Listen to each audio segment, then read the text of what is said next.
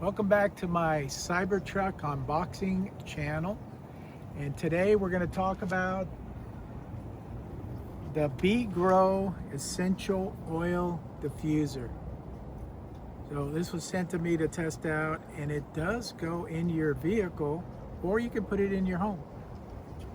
So we unboxed this, and this is what you end up getting. And it's got a USB charger back here, and when you charge it, it'll last about 5 hours.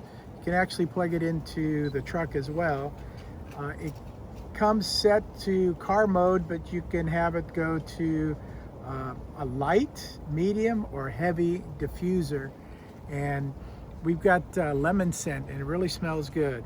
So literally, you just put this in the cup holder. As you can see,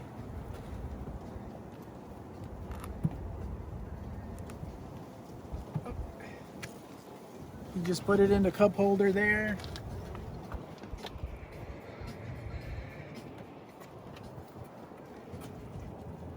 And your truck is smelling like lemon. Thanks for checking it out. See you on the next video.